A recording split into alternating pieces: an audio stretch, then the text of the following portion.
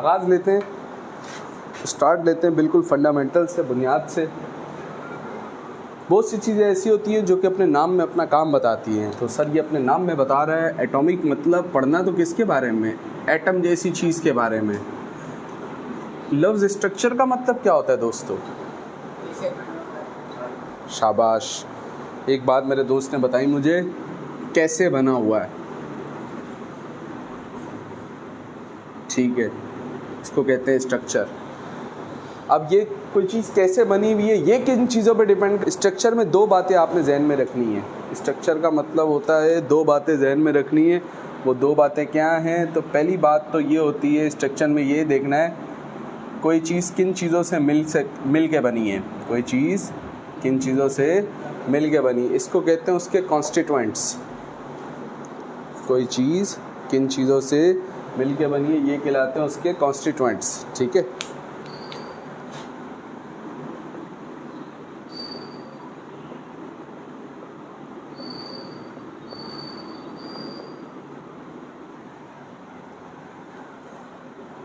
दूसरा स्ट्रक्चर में जो चीज़ मैटर करती है वो है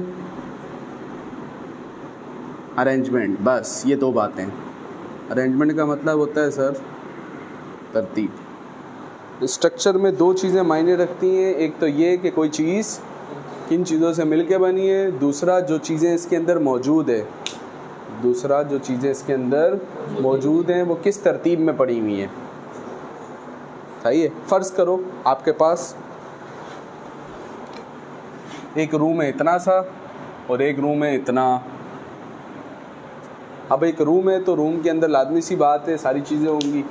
अगर एक रूम है तो उसके अंदर दीवारें होंगी। जी सर बिल्कुल होंगी। जिन मटेरियल से मिलके बना है वो मटेरियल होगा इसमें। जी सर। क्या दोनों में मटेरियल बराबर होगा? खुद कह रहे हो ये रूम कैसा छोटा और ये रूम बड़ा, तो दोनों में मटेरियल बराबर। तो ये रूम जिन चीज़ों से मिलके बना है और ये रूम, इन दोनों का स्ट्रक्चर एक जैसा होगा? नहीं। तो स्ट्रक्चर में पहली चीज़ क्या देखते हैं कि कोई चीज़ किन चीज़ों से मिल के बनी है। सही है, ठीक है। फॉर एग्जाम्पल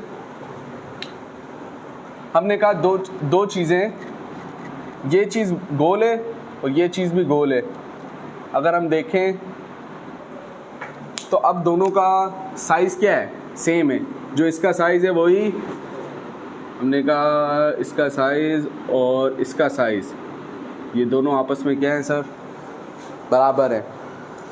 इस चीज़ का साइज़ और इस चीज़ का साइज़ अगर आपस में बराबर है तो अगर ज़ाहिरी इसबाब में हम देखेंगे तो हम कहेंगे दोनों चीज़ें क्या हैं? एक जैसी। लेकिन अभी जैसे मैं एक और बात आपको बताऊंगा आप बोलोगे नहीं सर दोनों चीज़ें एक जैसी नहीं है।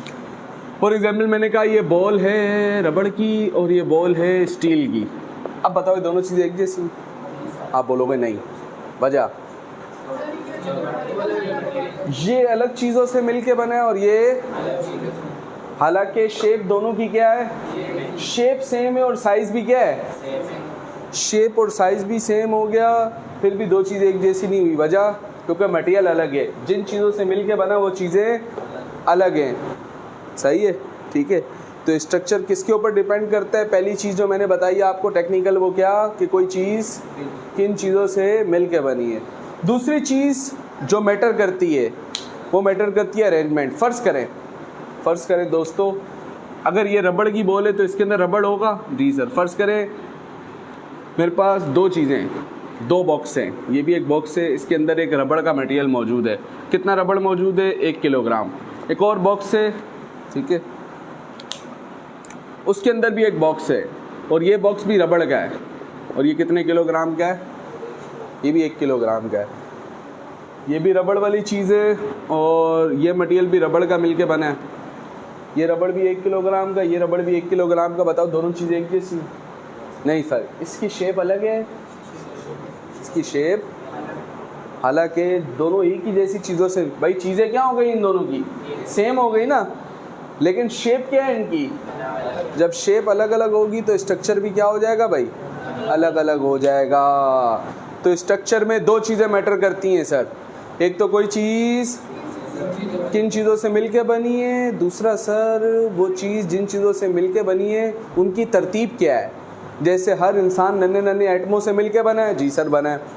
अगर इन एटमों की तरतीब को चेंज कर दिया जाए, अगर इन एटमों की तरतीब को क्या कर दिया जाए, चेंज कर दिया जाए, तो शेप भी क्या हो जाती है, चेंज हो जाती है। अगर एटमों की तरतीब को क्या कर दिया जाए, चेंज कर दिया जाए, तो शेप क्या हो जाएगी। इसके अंदर भी एटम्स हैं, इसके अंदर भी एटम्स। सर जब ये 1 किलोग्राम और ये 1 किलोग्राम और मटेरियल भी सेम है, तो इसके एटम्स की तादाद और इसके एटम्स की तादाद क्या होगी, बराबर। लेकिन फिर भी इन दोनों का शेप क्या है, अलग अलग। तो वजह, क्योंकि एटम्स की तरतीब क्या है सर, अलग अलग है। इसमें एटम सर्कुलर शेप में है, इसमें एटम सर्कुलर शेप में है, तो तरतीब बदल गई तो स्ट्रक्चर बदल गया। यानी सर एटॉमिक स्ट्रक्चर का मतलब आपको ये देखना पड़ेगा कि एक एटम किन चीज़ों से मिलके बना है, और जिन चीज़ों से मिलके बना है उन चीज़ों की तरतीब क्या है, यानी वो चीज़ें कहाँ कहाँ पाई जाती है। यही चीज़ें, यही 2 बातें हमने इस चैप्टर के अंदर पढ़नी है। बात समझ में आ रही है, ठीक है जी। तो एटम के बारे में, मटेरियल के बारे में जो हमारी स्टडी है वो हज़ारों साल पुरानी है। एटम के बारे में या मटेरियल के बारे में जो हमारी स्टडी है, एक पर्चा दो मुझे आधा पेपर। एटम के बारे में या मटेरियल के बारे में जो हमारी स्टडी है वो हज़ारों साल पुरानी है, लेट हो गए हो, ठीक है। अगर आपसे पूछा जाए क्या ये एक मैटर है, जी सर मैटर के बारे में आपने हमें 2 खसूसियात बताई हुई हैं। कौन सी 2 खसूसियात है दोस्तों? एक तो मैटर के पास कुछ ना कुछ क्या होता है, सही है, और दूसरा कुछ ना कुछ क्या होता है। अब मैं ना मास की बहस में जा रहा हूँ और ना वॉल्यूम की बहस में, ये सारी चीज़ें हम पिछली क्लासेस में तय कर चुके हैं। तो हम अगर देखें, तराजू पे रखें, तो इसका कुछ ना कुछ मास आएगा, आएगा। क्या ये जगह घेर रहा है? जी सर बिल्कुल जगह घेर रहा है, ठीक है। ये आपको लिखा हुआ दिख रहा है भाई, लिखा हुआ दिख रहा है, नहीं दिख रहा? अब लिखा हुआ दिख रहा है, वजह ये जगह घेर रहा है, तो सर इसका कुछ ना कुछ क्या है, वॉल्यूम भी है, तो इसके पास मास भी है, और तो ये क्या होगा, मैटर होगा। संभालते जाओ। ये क्या है? ये भी मैटर है, वजह इसका कुछ ना कुछ मास भी है और जगह भी घेर रहे हैं, यानी कुछ ना कुछ वॉल्यूम भी है, तो ये भी क्या है फिर, मैटर। अलबत्ता पहले से छोटा मैटर है, वजह और मास इसका कम होगा और वॉल्यूम भी क्या हो गया, तो मैटर तो है लेकिन छोटा मैटर है, सही है, यानी इसकी क्वांटिटी कम हो गई है। अब ये भी क्या है, मैटर है, जी सर मास इसका और कम हो चुका है, अभी भी इसका कुछ ना कुछ मास है और ये कुछ ना कुछ क्या घेर रहा है, जगह घेर रहा है, वॉल्यूम है, तो ये भी क्या है दोस्तों, मैटर है। इसकी बात करें, ये भी क्या है, मैटर है, इसका भी कुछ ना कुछ मास है और कुछ ना कुछ क्या घेर रहा है, ये इसका भी कुछ ना कुछ मास है, जी सर है, कुछ ना कुछ वॉल्यूम है, जगह घेर रहा है, जी सर, तो ये क्या हुआ, मैटर है। ये इसका भी कुछ ना कुछ मास है, ये भी क्या है, इसका भी सेट टू में, टेंशन नहीं लो, पागल वागल नहीं हूँ, आप भी बोल लोगे पर्चे फाड़ फाड़ के फेंके जा रहे, सेट टू में मैं कुछ बताना चाह रहा हूँ। इसका कुछ ना कुछ मास है।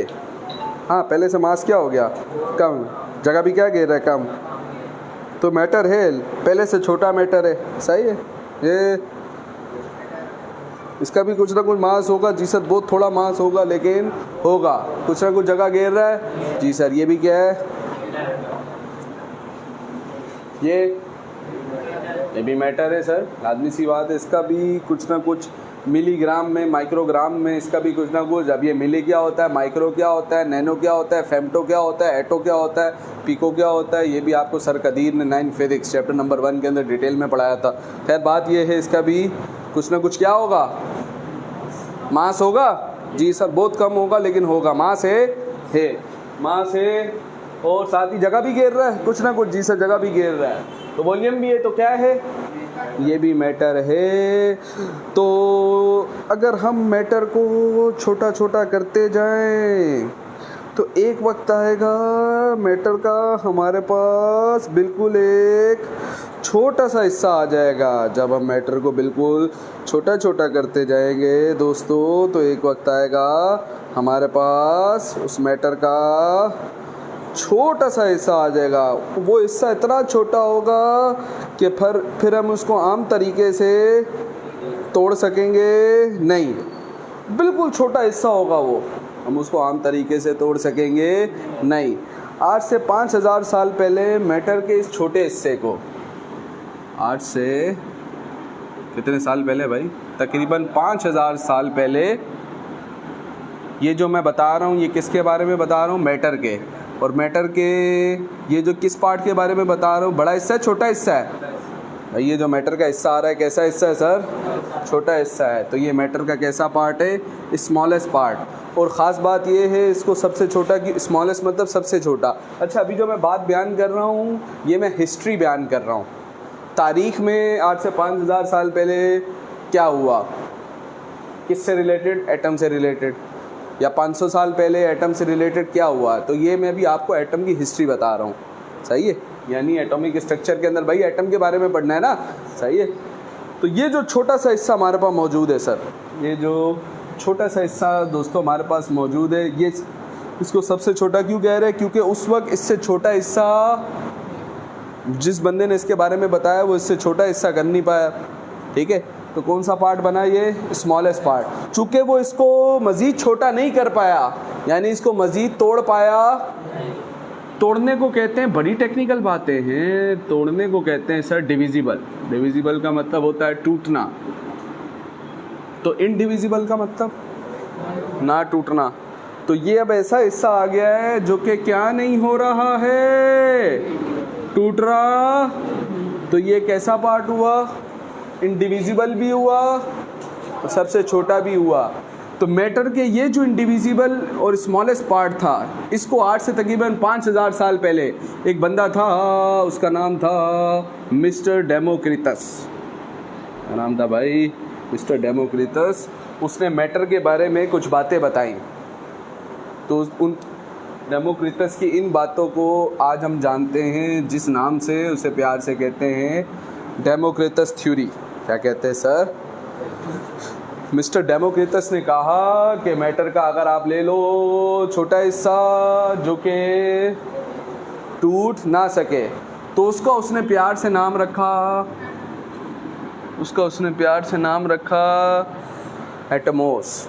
तो उसने प्यार से, आप बोलोगे तो अगर एटम रख दें भाई, अभी हम क्या बात बयान कर रहे हैं? वो बात बयान कर रहे हैं जो कि 5000 साल पहले एक बंदा करके चला गया।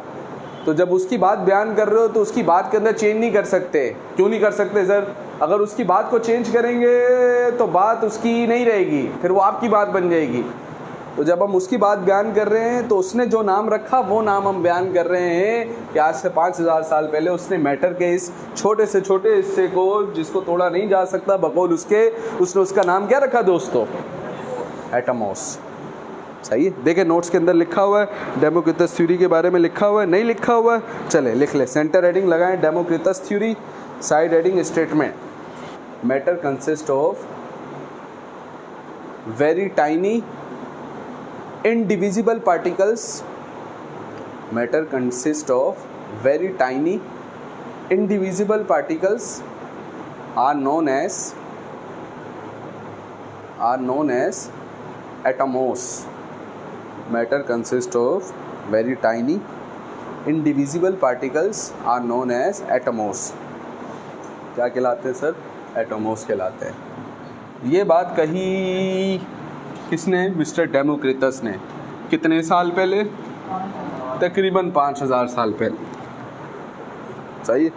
यानी अगर इस थ्योरी से कुछ सबक हासिल किया जाए या सीखा जाए तो वो ये निकलता है सर, आज से 5000 साल पहले या हज़ारों साल पहले लोगों का मानना था कि हर इंसान या हर चीज़ किसी न किसी चीज़ से मिलके बनी है। ऐसे ही है ना भाई? हर चीज़ किसी न किसी चीज़ से मिलके बनी है। उसका कुछ ना कुछ क्या होगा? मास, कुछ ना कुछ। तो क्या होगा? वो चीज़ मैटर होगी। क्या होगी सर? मैटर होगी। और पुराने लोगों का ये मानना था कि उस मैटर का अगर हम छोटा सा हिस्सा लें, उस मैटर का अगर हम छोटा सा हिस्सा लें और अगर उससे ब्रेक करना शुरू करें तो एक वक्त आएगा मैटर का एक छोटा सा हिस्सा हमारे पास आएगा। उस छोटे से हिस्से को क्या नाम दिया मिस्टर डेमोक्रिटस ने? एटोमोस। डेमोक्रिटस के मुताबिक लुब्बे लुबाब, सबक की बात, डेमोक्रिटस के मुताबिक एटोमोस कैसे होते हैं? इनडिविजिबल, यानी उन्हें तोड़ा जा सकता नहीं है। सही है, ठीक है। फिर आज से तकरीबन 213 साल पहले, कितने साल पहले, एक बंदा और आया, उसका नाम था मिस्टर जॉन डाल्टन। उसने भी मैटर के बारे में कुछ बताया। उस थ्योरी को आज हम प्यार से जानते हैं, जिस नाम से उसे प्यार से कहते हैं डाल्टन्स थ्योरी। एक और बंदा था, क्या नाम था उसका? John Dalton. आज से तकरीबन कितने साल पहले? 213। तो 213 साल पहले कहाँ पहुँचेंगे हम? कौन से सन में पहुँचेंगे बताओ ना। आज हम जिस सन में हैं, अगर उसमें से कितना माइनस कर दें? 213, तो कौन से सन में पहुँचेंगे बताओ भाई? पूरा बोलो ना, पूरा खानदानी बात। तो सर आज चल रहा है 2021 चल रहा है। तो अगर 21 में से 13 साल निकालें हम, 21 में से 1 साल निकालो, 20, 12 साल और निकालो, तो 2008। 13 साल पहले अगर हम बात करें, 2021 से 13 साल पहले कौन सा सन था? तो 200 साल और पीछे चले जाओ, इसमें से 100 साल निकालो तो 1908, एक और 100 साल निकालो तो 2021 में से कितने साल निकल गए हैं? 213 साल निकल जाए तो कौन से सन में पहुंचेंगे? सन 1808 में पहुंचे। तो एक और बंदा था, उसका नाम था मिस्टर जॉन डाल्टन। उसने भी मैटर के बारे में कुछ बताया। इससे पहले मैटर के बारे में किसने बताया? मिस्टर डेमोक्रिटस ने 5000 साल पहले क्या कहा? उसकी थ्योरी का लुब्बे लुबाब क्या है कि अगर हम एक मैटर लें और उसको ब्रेक करना शुरू करें तो एक वक्त आएगा, एक छोटा पार्ट हमारे पास आ जाएगा, उसको हम मज़ीद ब्रेक कर सकेंगे नहीं। उसको प्यार से उसने नाम दिया एटोमोस। मिस्टर जॉन डाल्टन आया, उसने भी कहा अगर हम एक मेटल लें और उसको ब्रेक करना शुरू करें तो एक वक्त आएगा, एक छोटा सा हिस्सा हमारे पास आ जाएगा। कैसा हिस्सा आ जाएगा? एक छोटा सा हिस्सा हमारे पास आ जाएगा। ये बात अब के बार, ये बात कौन कह रहा है? जॉन डाल्टन कह रहा है। और वो हिस्सा ऐसा होगा सर कि अब वो मज़ीद टूट सकेगा। इसका मतलब वो कैसा होगा? इनडिविजिबल होगा। तो मिस्टर जॉन डाल्टन ने कहा वो जो छोटा हिस्सा होगा जिसको हम तोड़ नहीं सकेंगे, इनडिविजिबल स्मॉलेस्ट पार्ट होगा दोस्तों, उस पार्ट को उसने प्यार से नाम दिया एटम। जॉन डाल्टन ने उस छोटे पार्ट को क्या नाम दिया? एटम। वाह सर वाह, मज़ा आ गया। यानी 5000 साल पहले एक बंदा वही बात करके गया। भाई उसने क्या कहा था? मैटर का छोटा से छोटा हिस्सा जिसको तोड़ा ना जा सके, उसको उसने नाम दिया डेमोक्रिटस ने क्या? एटमोस। क्या नाम दिया? जॉन डाल्टन ने उसके भी हज़ारों साल बाद, जब डेमोक्रिटस गुजर गया तो उसके तकरीबन 4800 साल बाद, यानी आज से तकरीबन 200 साल पहले डाल्टन ने आके क्या बोला? भाई मैटर का छोटा से छोटा हिस्सा ऐसा होता है जिसको तोड़ा नहीं जा सकता, और उसका नाम उसने क्या रख दिया? वाह सर वाह, कौन सी नई बात कही उसने। सिर्फ क्या किया डाल्टन ने? सिर्फ उसका नाम क्या कर दिया? तो दोस्तों असली बात ये है कि डाल्टन ने सिर्फ ये नहीं कहा, डाल्टन ने नाम तो चेंज किया है लेकिन सिर्फ इतना नहीं कहा, बल्कि इसके साथ भी और भी कुछ इरशादात किए, इसके साथ भी मज़ीद कुछ कहा है। क्या कहा है? तो चलो पहला पॉइंट तो ये हो गया, क्या कहा डाल्टन ने कि भाई मैटर का जो छोटा पार्ट है उसका नाम क्या रख दिया उसने? एटम। मैटर का जो छोटा पार्ट है उसका नाम क्या रख दिया? और उसको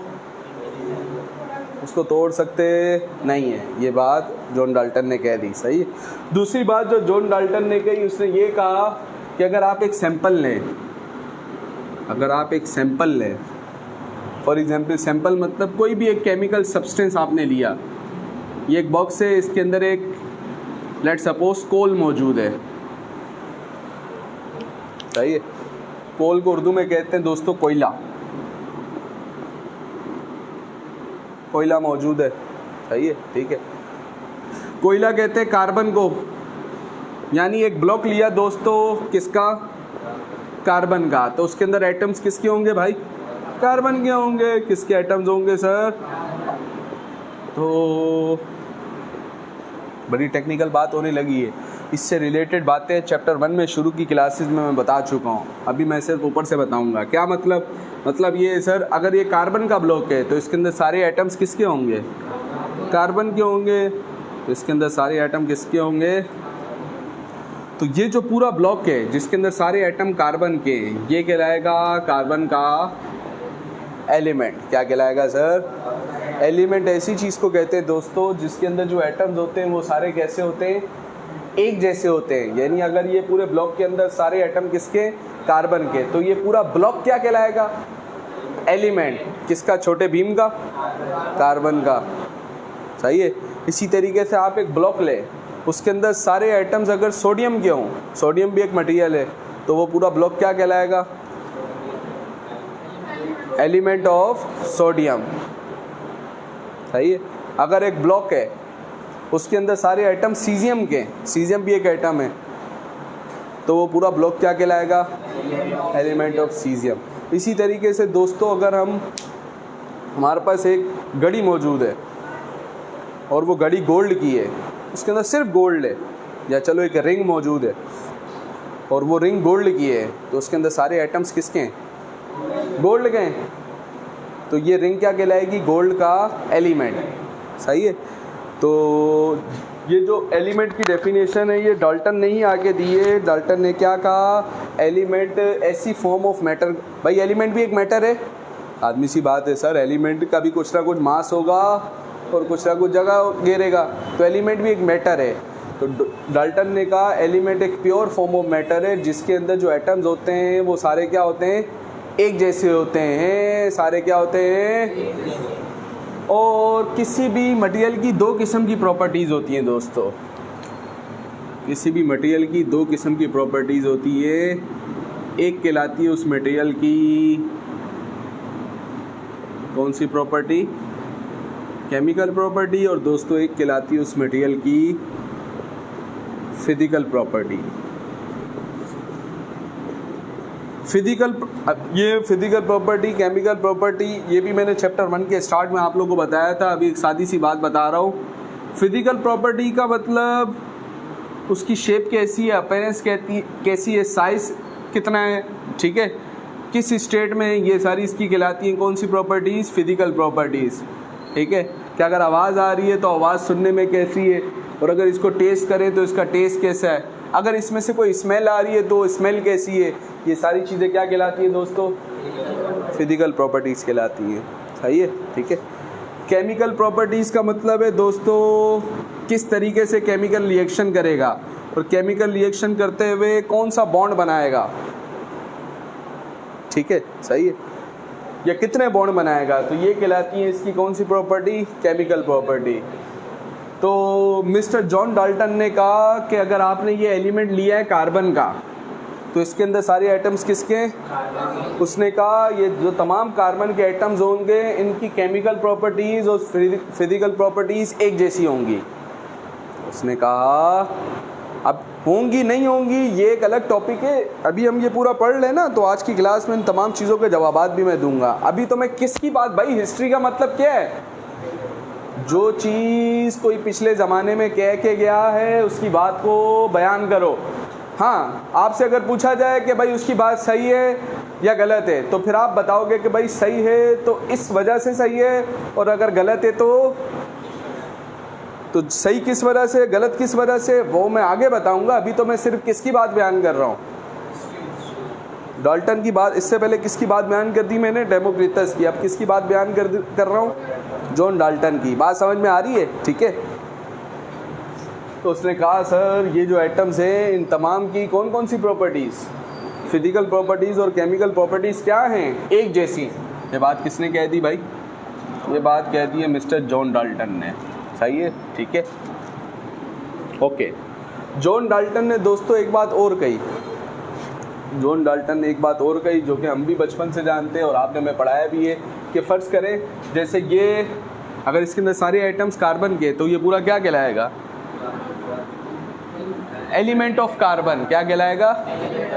एलिमेंट के अंदर बहुत सारे क्या होंगे? एटम्स। किसके? अगर वो कार्बन का एलिमेंट है तो सारे एटम्स दोस्तों किसके होंगे? कार्बन के होंगे। सही है, ठीक है। इसी तरीके से दोस्तों अगर मेरे पास एक एलिमेंट है किसका, तो इसका मतलब उसके अंदर सारे एटम्स किसके होंगे? हाइड्रोजन के होंगे। क्या ख्याल है? ऐसे ही है, ठीक है। तो अगर ये पूरा ब्लॉक एलिमेंट है किसका? कार्बन का, और ये पूरा ब्लॉक एलिमेंट है किसका? हाइड्रोजन का। इसमें से मैं एटम्स निकाल लूँ, अगर एक कार्बन निकाल लिया फॉर एग्जांपल, और इसमें से मैंने निकाल लिए, इधर से मैंने निकाला कार्बन, और इसमें से क्या निकाल लिया भाई मैंने? हाइड्रोजन। ठीक है, ये कार्बन और हाइड्रोजन दोस्तों आपस में मिले, इन्होंने एक चीज़ बना ली जिसका नाम क्या है? सुई गैस। कार्बन हाइड्रोजन मिलके सुई गैस बना सकते हैं। कार्बन और हाइड्रोजन मिलके पेट्रोल भी बना सकते हैं। कार्बन और हाइड्रोजन मिलके डीजल भी बना सकते हैं।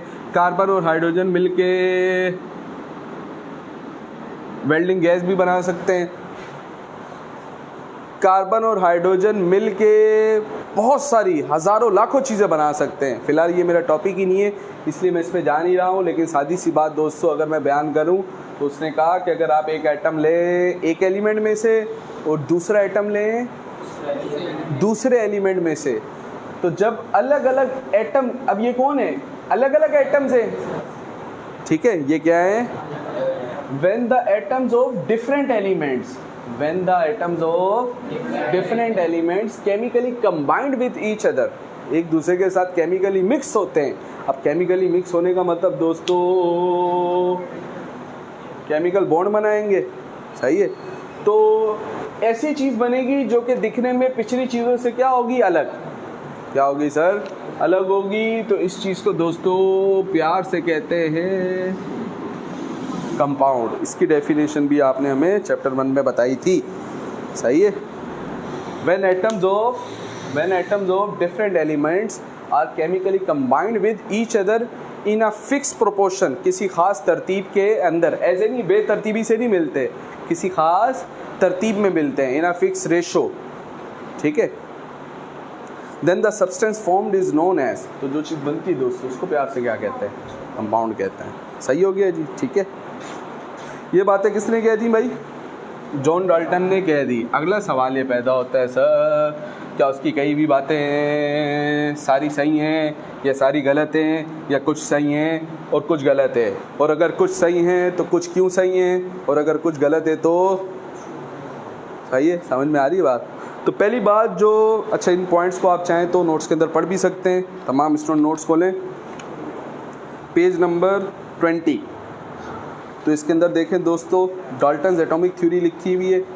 पहला पॉइंट है, this theory is based on following postulates या following points. All elements are made up of small indivisible indestructible particles, जिनको तोड़ा ना जा सके, ठीक है, आर कॉल्ड एज एटम्स।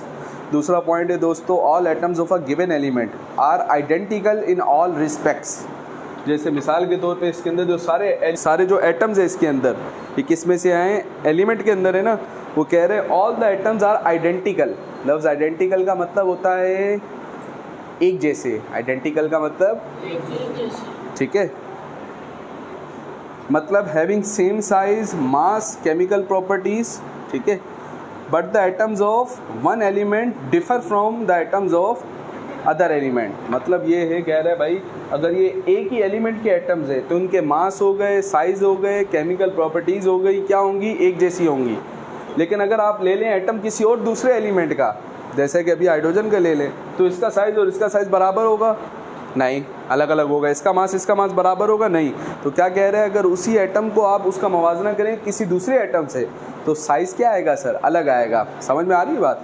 ये बात वो कह रहा है। तीसरा है, compounds are formed when atoms of more than one element combined in a simple whole number ratio. Compound कब बनता है? जब एटम्स ऑफ अलग अलग elements are combined in a simple whole ratio. सही है, ठीक है। सिंपल होल रेशो का मतलब क्या होता है दोस्तों? होल नंबर्स पढ़े थे मैथमेटिक्स के अंदर, क्या होते हैं भाई होल नंबर्स? 0, 1, 2, 3, 4। तो कंपाउंड्स के अंदर हम क्या देखते हैं सर? अब मैं जैसे लिख रहा हूँ, ये क्या है? कंपाउंड है, इसमें ऑक्सीजन 2 है, सॉरी सोडियम 2 और ऑक्सीजन कितना है? तो रेशो कितना बना 2:1। रेशो खुद क्या होता है ये भी आपने हमें 9 chemistry chapter number 1 molecular formula और एम्पिरिकल फार्मूला जब पढ़ाया था तो आपने हमें बताया था। खैर CO2 की बात करें दोस्तों, ये भी एक कंपाउंड है। इसमें देखें कार्बन कितना है, ऑक्सीजन, तो क्या रेशो बना 1:2। एक कंपाउंड है दोस्तों, उसका नाम है C3H4। क्या नाम है, तो इसमें रेशो क्या बना 3:4। सही है। तो जब भी कंपाउंड्स बनते हैं तो कंपाउंड्स के अंदर जो एटम्स का रेशो होता है वो किन नंबरों में होता है? ये सारे कौन से नंबर है बताओ? होल नंबर्स हैं ये सारे। क्या हैं सर? ठीक है। चौथा जो बड़ा टेक्निकल पॉइंट है वो ये है, a chemical reaction is a rearrangement of atoms but atom themselves are not changed. This means that atoms are neither created not destroyed in a chemical reaction. ये बड़ी टेक्निकल बात दोस्तों यहाँ पर कर रहा है। ये कह रहा है जो एटम्स होते हैं वो केमिकल रिएक्शन के दौरान अपने आप को अरेंज करते हैं। सिर्फ क्या करते हैं भाई? अरेंज का मतलब क्या होता है भाई? नहीं, तरतीब देते ना, यानी इधर की चीज़ उधर चली जाती है, उधर की चीज़। बात समझ में आ रही है? कह रहा है, डाल्टन कह रहा है केमिकल रिएक्शन के दौरान एटम्स अपने आप को क्या करते हैं सर? अरेंज करते हैं सिर्फ, यानी अपनी जगह को तब्दील करते हैं। जो चीज़ पहले होती है मास के हिसाब से, बाद में भी मास के हिसाब से चीज़ उतनी होती है। जो चीज़ मास के हिसाब से पहले जितनी होती है, मास रिएक्शन होने के बाद भी मास के हिसाब से क्या होती है। इसके कहने का मकसद ये है दोस्तों कि अगर एक केमिकल रिएक्शन है, अगर एक केमिकल रिएक्शन है तो केमिकल रिएक्शन से पहले जो चीज़ होगी वो क्या कहलाती है भाई? चैप्टर 1 में बताया था रिएक्टेंट, और जो बाद की चीज़ है वो क्या कहलाती है? रिएक्टेंट। और प्रोडक्ट प्रॉपर्टीज़ के हिसाब से एक दूसरे से अलग होते हैं भाई। इसकी खसूसियत अलग होगी और इसकी, यही अमल तो क्या कहलाता है? ये तो होगा, इसमें तो कोई शक की बात। अलबत्ता जैसे मैं भी एक मशहूर रिएक्शन आपके सामने लिखता हूँ, C6H6 इसका रिएक्शन करवाया दोस्तों O2 के साथ, तो बनता है CO2 और H2O। ये जो बना है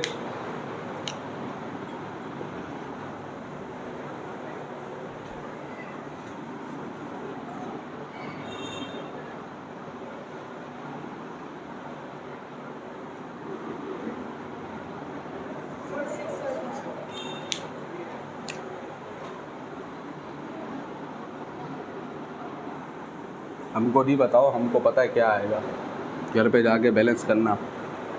सही है। खैर, तो ये इक्वेशन किस फॉर्म में?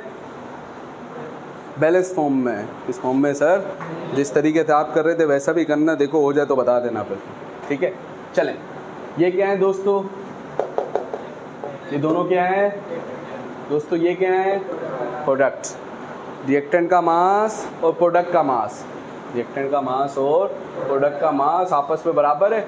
जी सर। केमिकल रिएक्शन की शर्त ही यही होती है कि रिएक्टेंट का मास और प्रोडक्ट का मास आपस में क्या हो। मतलब क्या है? मतलब ये दोस्तों कि फॉर एग्जांपल इन दोनों का मास मिला के है 130 ग्राम। कितना है? तो इन दोनों का मास भी मिला के कितना होगा? वजह बताओ भाई। ये चीज़ रिएक्शन से पहले तो सिर्फ ये था ना, रिएक्शन से पहले तो सिर्फ, जब रिएक्शन हो गया तो ये चीज़ ख़त्म होती जा रही है।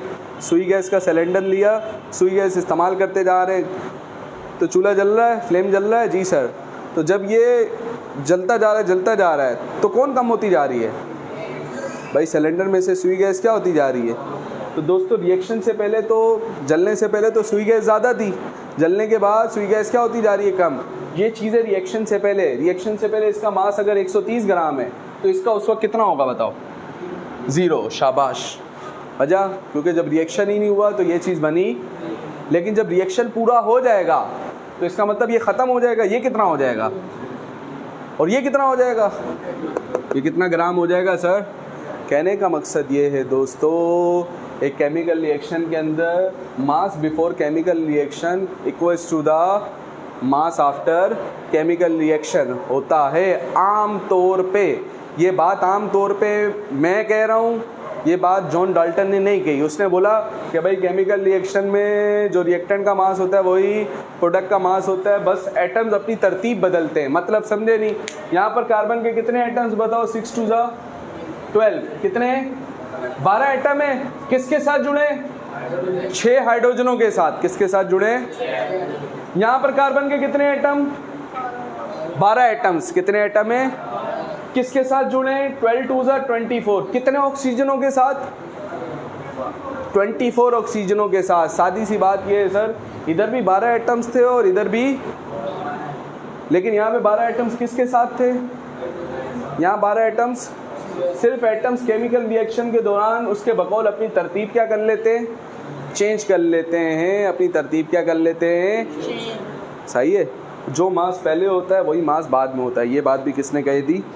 मिस्टर जॉन डाल्टन ने कही। सही है, ठीक है। अब हम देखते हैं इससे तकरीबन टोटल 4 बातें कह दी। अगर उनको पॉइंट बना के हम नोट करें तो पहली बात ये है सर कि मैटर का छोटा से छोटा हिस्सा जिसको तोड़ा नहीं जा सकता उसको प्यार से कहते हैं एटमोस। सही है, ठीक है। एलिमेंट एक ऐसी फॉर्म ऑफ मैटर होती है जिसके अंदर सारे एक कंपनी के एक जैसी खसूसियात के एटम्स होते हैं, और जब अलग अलग कंपनीज के एटम्स आपस में किसी खास रेशो में कंबाइन होते हैं तो जो चीज़ बन के आती है उसको प्यार से कंपाउंड कहते हैं। सही है, ठीक है। और चौथी चीज़ जो उसने बताई कि एक केमिकल रिएक्शन के दौरान जो एटम है, जो मटेरियल है, वो अपने आप को सिर्फ अरेंज करता है। जो मास केमिकल रिएक्शन से पहले होता है वही मास केमिकल रिएक्शन के। ये 4 बातें उसने कही। वक्त गुजरता गया। ये बातें उसने कब कही? 1808 में उसने ये बातें कही।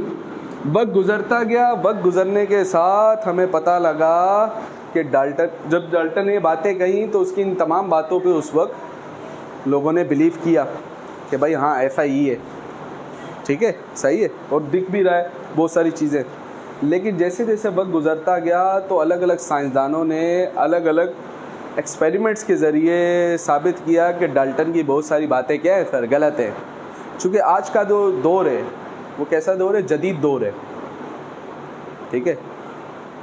और जिस दौर का मिस्टर डाल्टन है उसको हम पुराना दौर कहेंगे।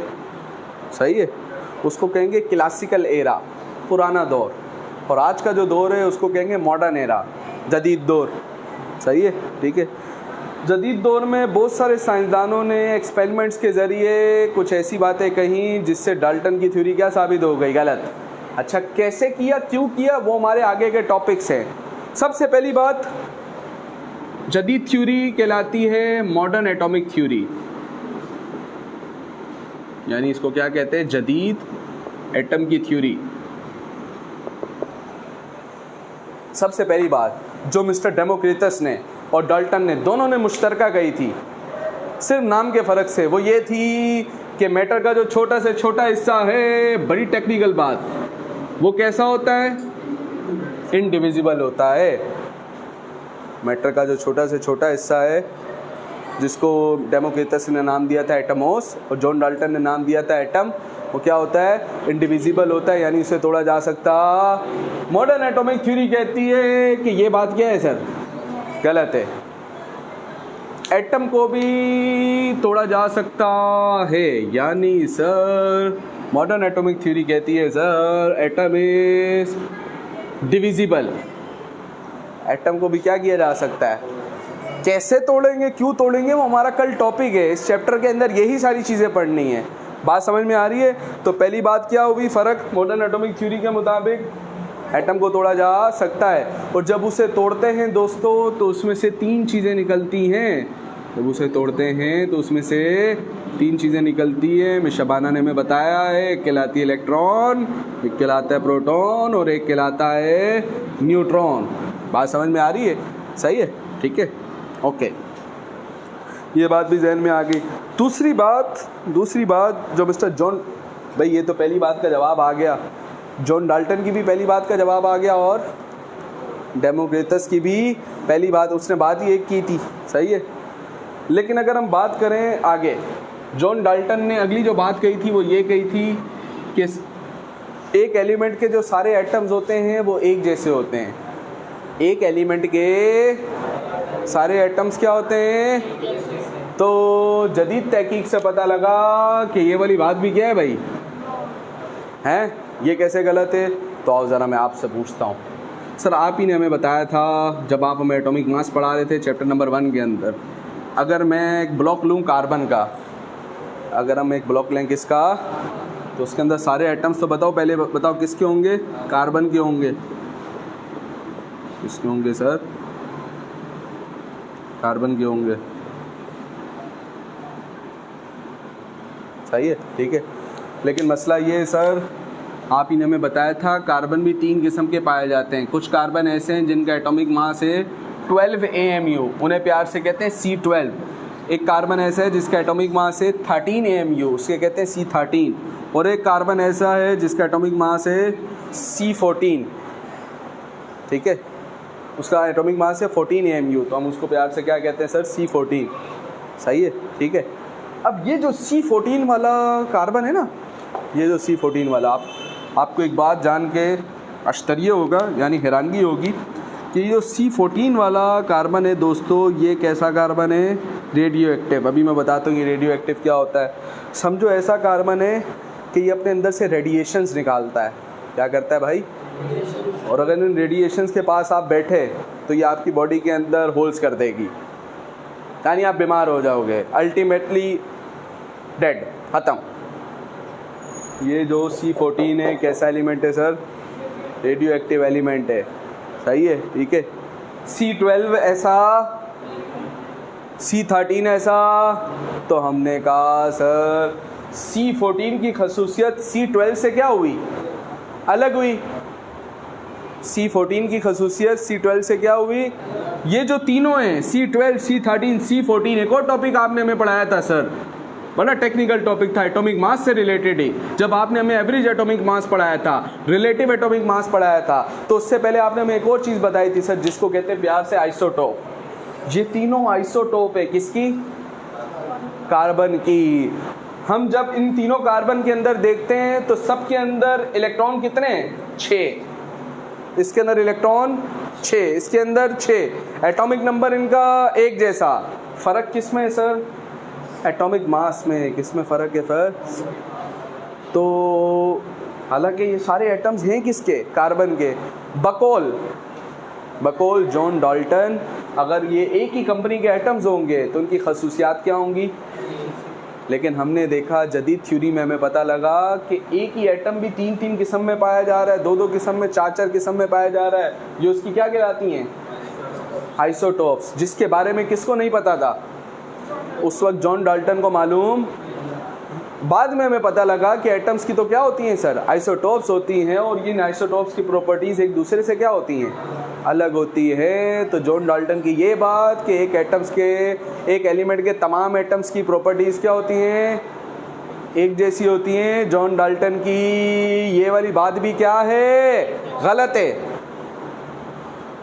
जॉन डाल्टन की ये वाली बात भी क्या होगी सर? गलत होगी कि एक एलिमेंट के अंदर जो एटम्स होते हैं उनकी खसूसियात क्या होती है? एक जैसी। अलग अलग किस्म के एटम्स भी हैं। इसी तरीके से दोस्तों अगर आपसे पूछा जाए हाइड्रोजन की बात करें तो हाइड्रोजन भी 3 किस्म का पाया जाता है। एक कहलाता है H11, एक कहलाता है H12 और एक कहलाता है,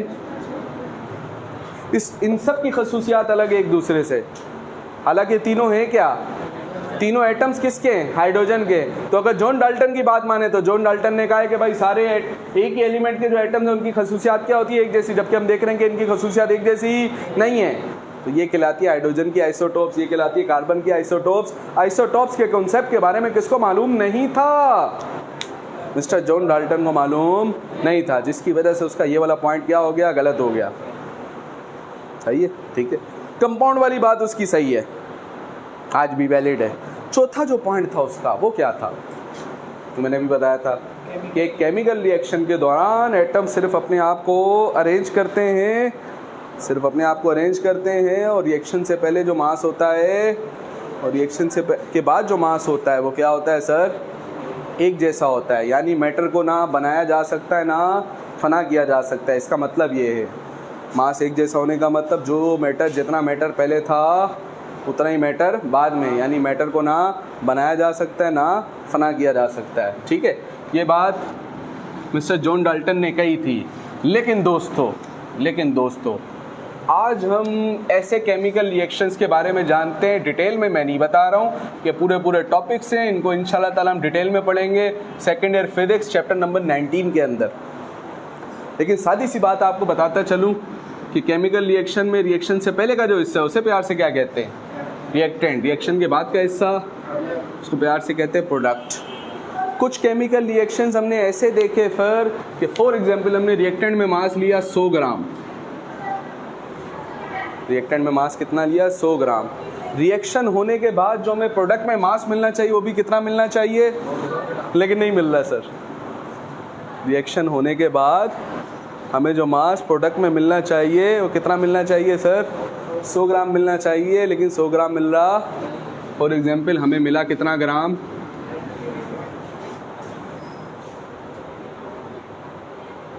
तो ये बाकी का 2 ग्राम कहाँ गया? तो दोस्तों शॉर्टकट बता रहा हूँ, अभी सिर्फ बाद में डिटेल में पढ़ेंगे। ये जो बाकी का 2 ग्राम है दोस्तों, ये 2 ग्राम मास चला गया, किस में कन्वर्ट हो गया? एनर्जी में कन्वर्ट हो गया। यानी आपने मास को तबाह कर दिया। भाई आप तो कह रहे थे मास अपनी खाली हालतें चेंज करता है, लेकिन जितना मास होता है रहता उतना ही है। आप क्या कह रहे थे? मास सिर्फ अपनी, जैसे मिसाल के तौर पे मैं आपसे पूछता हूँ बड़ी टेक्निकल बात, मैंने एक बर्तन लिया, बर्तन के अंदर 1 किलो पानी डाल दिया और उसको मैं हीट दे रहा हूँ, एक वक्त आएगा सारा पानी गायब हो जाएगा, जिसको आप प्यार से सूख रहे कह रहे हो, और मैं अभी नॉन साइंटिफिक टर्म के अंदर कह रहा हूँ कि गायब हो जाएगा। ठीक है, फिर बाद में टेक्निकल बात भी बताता हूँ। पानी कहाँ गया? गायब हो गया। 1 किलो पानी कहाँ गया सर? उसकी फॉर्म चेंज हो गई, वो लिक्विड से क्या बन गया? गैस बन गया। और मिस शकीला ने मेरे स्कूल में बताया था 8वीं क्लास के अंदर और 9th क्लास के अंदर, पानी बॉयल हो गया है। बॉइलिंग पॉइंट खुद क्या होता है और किस तरीके से बॉयल होता है, ये पूरा कॉन्सेप्ट है। इसके बारे में आगे जाके हम स्टेट्स ऑफ मैटर के अंदर डिटेल में पढ़ेंगे। लेकिन सादी सी बात जो हमें समझ में आ रही है वो ये आ रही है कि सर पानी लिक्विड था, लिक्विड से क्या बन गया? गैस। अगर 1 किलो पानी लिक्विड था तो गैस भी कितना बना? 1 किलो पानी बना। पानी ने सिर्फ अपनी हालत क्या कर ली सर?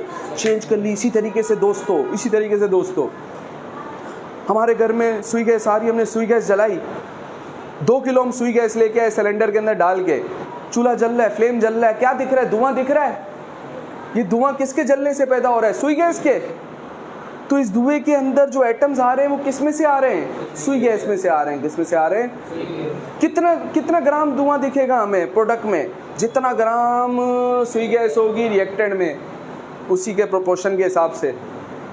बात समझ में आ रही है नहीं आ रही है? यानी सिर्फ अपनी चीज़ों को, स्टेट्स को क्या कर रहे हैं? चेंज कर रहे हैं, लेकिन चीज़ जितनी पहले थी उतनी होती है। ऐसा कब होता है? आम केमिकल रिएक्शन में दोस्तों ऐसा ही होता है। किसी भी आम केमिकल रिएक्शन में क्या होता है दोस्तों? सिर्फ मैटर अपनी स्टेट को क्या कर रहा होता है?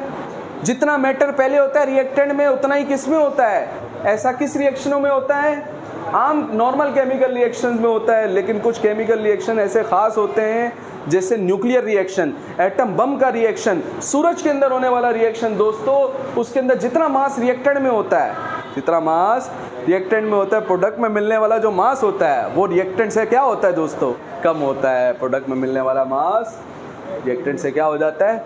कैसे हो रहा है, क्यों हो रहा है, और इस प्रिंसिपल के ऊपर खुदा ताला ने किस तरीके से पूरी दुनिया का निज़ाम चला के रखा हुआ है, यही काम दोस्तों सूरज के अंदर हो रहा है। सूरज 1 सेकंड में जितनी हमें एनर्जी देता है, कितनी?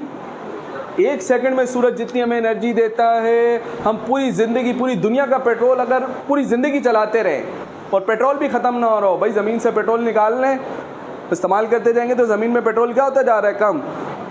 पूरी दुनिया का पेट्रोल, डीजल, सुई गैस जलाते रहें, पूरी ज़िंदगी जलाते रहें, तो भी उतनी एनर्जी ये मिल के नहीं दे सकते जितनी एनर्जी कौन दे रहा होता है? सूरज दे रहा होता है। सिर्फ कितनी देर में? सिर्फ 1 सेकंड में। तो ये जो इतनी ज़्यादा एनर्जी बन रही है दोस्तों, ये किस वजह से बन रही है? क्योंकि मास किस में कन्वर्ट हो रहा है? एनर्जी में। ऐसा आम केमिकल रिएक्शन में होता। ये बात भी मिस्टर जॉन डाल्टन को 1808 में पता, क्योंकि सर पहला एटम बम तो तकरीबन बना है 1930s के करीब। कब बना है? सही है, 30s में इस पे काम होना शुरू हुआ, और 1945 के अंदर अमेरिका बहादुर ने 2 एटम बम गिराए जापान के 2 प्यारे प्यारे शहरों के ऊपर। कौन कौन से नाम सुने हमें? हिरोशिमा और नागासाकी। किन 2 शहरों में पहले बम गिराया? जंग चल रही थी ना जापान और अमेरिका की, जापान ठंडा नहीं हो रहा था, तो पहले एटम बम गिराया, ठीक है। जापान फिर भी जापानी बोला हम हार नहीं मानेंगे, बहादुर है ये वो, जापान ठंडा नहीं हो रहा था। फिर 3 दिन के फ़र्क से दूसरा एटम बम गिराया दूसरे शहर में, उसका नाम था नागासाकी। उसके बाद जापान कहता है बस हमसे ना हो पाएगा। क्या थे? उसके पीछे पूरी रीजंस है, पूरी वजह है। वर्ल्ड वार किसे कहते हैं, वर्ल्ड वार 1 क्या होती है, वर्ल्ड वार 2 क्या होती है, ये भी आपको इंशाल्लाह ताला आपके हिस्ट्री के टीचर, ज्योग्राफी के टीचर आपको कभी डिटेल में बताएंगे। ये वार शुरू क्यों हुई और ये ख़त्म इस तरीके से क्यों हुई, और एटम बम किस तरीके से बनाया जाता है, इसको बनाने वाला बंदा कौन था, क्या उसमें मुश्किलात थी, वो कहाँ रहता था, कहाँ से कहाँ शिफ्ट किया, ये पूरी लंबी कहानी है और इससे हमारा फ़िलहाल कोई लेना देना। लेकिन बात निकल आई तो देखो फिर बात दूर तक निकल गई। बात समझ में आ रही है नहीं आ रही है? क्लियर हो गया? ठीक है। मॉडर्न एटॉमिक थ्योरी के ये जो 6 पॉइंट्स हैं, इन 6 के 6 पॉइंट्स को आपने पढ़ना है, सही है। ये पहला पूरा पेज जिसके अंदर पहले डाल्टन्स एटॉमिक थ्योरी, फिर डाल्टन की खामियां, डाल्टन की क्या है दोस्तों, ठीक है, डिफेक्ट्स, जो बातें उससे गलत साबित हुई, और फिर आज जदीद दौर में एटम के बारे में जो चीज़ें हम जानते हैं, ये सारी चीज़ें इसमें आ जाएंगी। क्लियर हो गया है? ठीक है। इससे रिलेटेड जो एग्ज़ाम में टॉपिक्स पूछे जाते हैं, ये इसकी थ्योरी थी। इससे रिलेटेड एग्ज़ाम में जो टॉपिक पूछे जाते हैं, जो कि लॉन्ग में सवाल आते हैं दोस्तों, वो हम कल की क्लास में